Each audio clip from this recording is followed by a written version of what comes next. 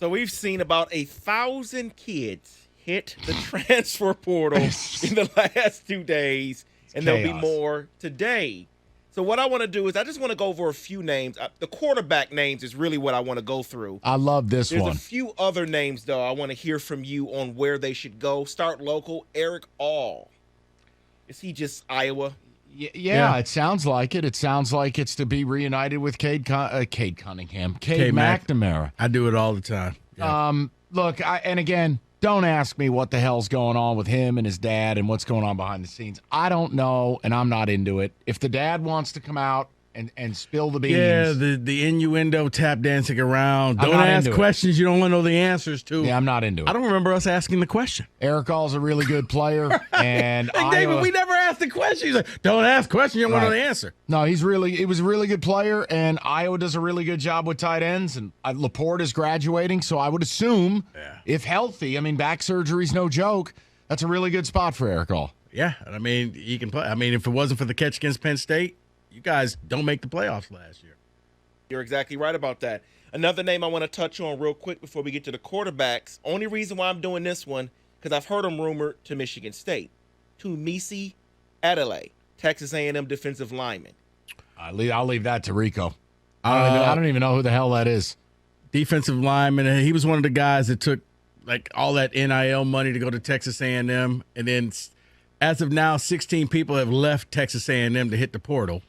Think about that. That's a quarter. That's amazing. That's a quarter of their roster almost.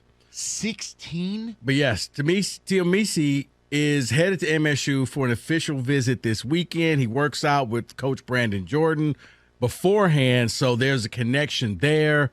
So I could easily see that's one, Mike, where that Uber to pick him up to take him off campus just never arrives until you get his signature on a piece of paper saying he's going to be a Spartan. Lord knows, playing time available. Inquire within. Yeah, okay. Here we go. See, David, listen, I try to give him good things. You see how he just takes it and turns it around? No, he might be a really good player. We need good defensive players. That's all, Jesus. You know what? Lead with that next time. All right. And then 2 more. This is just because we love their names. One played, one did not play. Kavasier Smoke, running back from Kentucky. And then the other guy who did not play, who we love, Dakotas Crawford. He was at Nebraska, right? Nebraska, yes. I mean, Rico, what do you got? Dakotas is probably going to be in DeMac or someplace like that. Oh, my. He was pretty highly recruited, right? He was, but I think it was more so off of his name. And then he got injured, so we don't know. Right. But he's one that'll probably go to a smaller school. If he does well, you see him leaving again and transferring back out. Kavasier Smoke, I've seen play. I've actually seen do things in college. Kavasier Smoke, I honestly, I don't know where he's going to end up, but he'll probably end up in a Power 5 school, David. Like it could be like an Indiana type thing or Purdue, but I could easily see him going Power 5. So let's jump over to some quarterbacks here. Now, I don't really think this quarterback's going to jump anywhere else significant. Drew Pine, Notre Dame. I mean, he's a name. Stinks. He is awful. He stinks, and the reason he left is because the kid who got hurt, the running quarterback ND has, will take his job when he's healthy. Right. Yeah, Tyler Buckner. Thank you. Drew Pine is not good. But see, he's one where look at a place like Purdue, closer to Notre Dame, new coach coming in there. He could probably start. So, yes, low-level Power 5 team. I can see that. And then 2 names here. One you love, Rico. Spencer Saunders, former Oklahoma State quarterback. And then Hudson Card.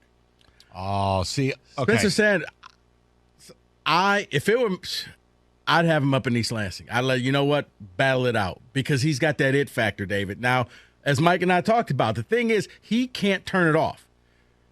It's 100%. Like he won't slide, he won't go out of bounds. He just runs straight into that linebacker and gets knocked out the game. Spencer, don't do that. We need you the whole season. I could easily see him going to like an SEC team and helping that team like an LSU, an Ole Miss type of situation. He could become that type of a difference maker. Hudson Card. I like him. Don't slander him. Then I'll let Mike talk about him. Look. I don't want to slander him. He started for Texas, but they've always had something sexy. Did he really start? Yeah. And they've always had Texas-itis. If you start one game, I guess technically you started. No, it's not one game. Look, he's not a bad football player. He's not. But they're obsessed with the new shiny toy. Right. So I don't think Hudson Card is some terrible player. But he was the new shiny toy until he wasn't.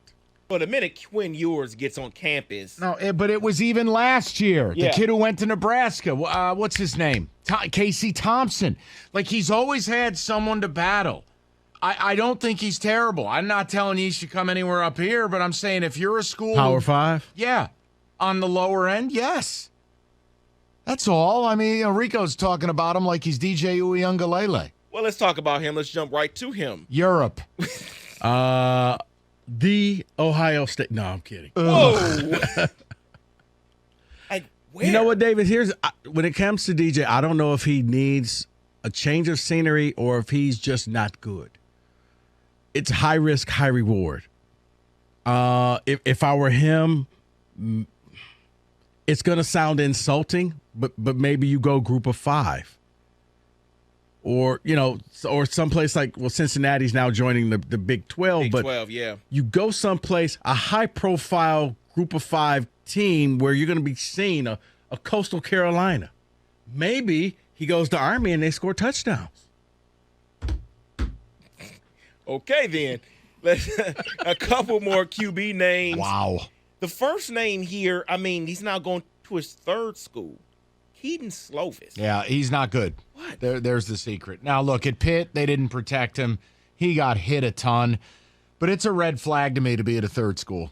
It just is. So I would just tell you, some Power 5 team will take him, but I'm just not. If a red flag is 3 schools, what's 4 schools? A kid I probably just don't take. That's JT Daniel. He is also out there. What happens with him? Does he also go to Europe? Does he have any knee CFL? cartilage left?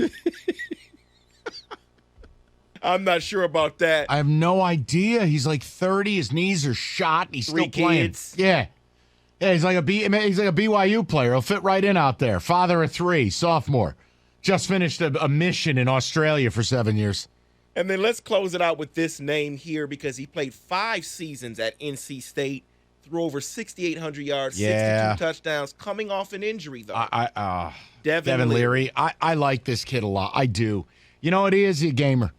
He's gutty. He's not the NFL player some people want to make him, but NC State didn't have receiving threats this year.